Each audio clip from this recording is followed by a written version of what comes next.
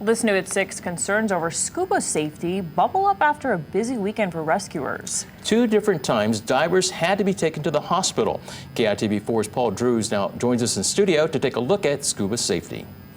Well, divers say the depths of the ocean can be a relaxing and peaceful place, but it can also be an unforgiving one when unexpected problems arise or when divers panic.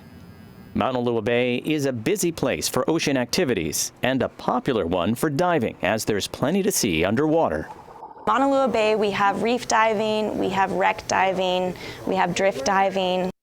Those dives range from shallow, like 30 feet, all the way to deep dives over 100, and can include a wide range of skill levels of divers. Certified divers first learn all about scuba gear while taking a 3-day course that includes classroom time, training in a pool, and then a dive in the ocean. But some can jump in without any of those skills, taking part in an introduction to scuba tour. You don't go through a 3-day course, you just meet us out on the boat with an instructor such as myself. We go through some basic operations on how to scuba dive, and then I'm with that person the whole time underwater, controlling their gear for them, and all they have to do is remember to breathe and have a good time.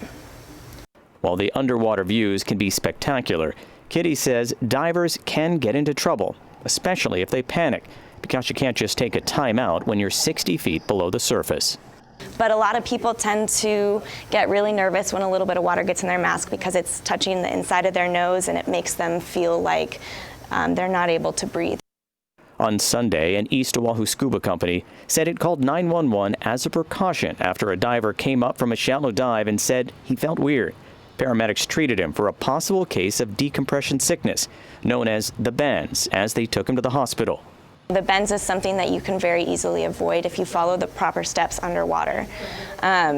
You come up really slow from going to the bottom. You stop at 15 feet and you do a safety stop.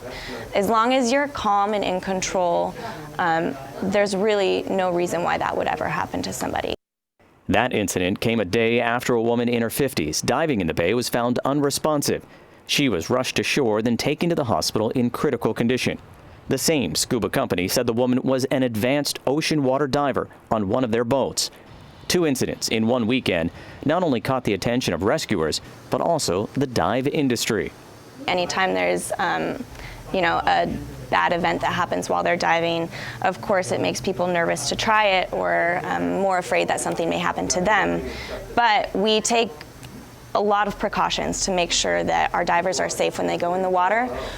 But there is concern that not every company does the same. The more divers on a tour, the harder it may be in case someone panics or something goes wrong underwater. And we keep small operation size at Aaron's Dive Shop, so it's usually just us and 6 people that we take out. So it's really easy to make sure that everybody's following those steps too when we go out on our boats to ensure the safety of our divers.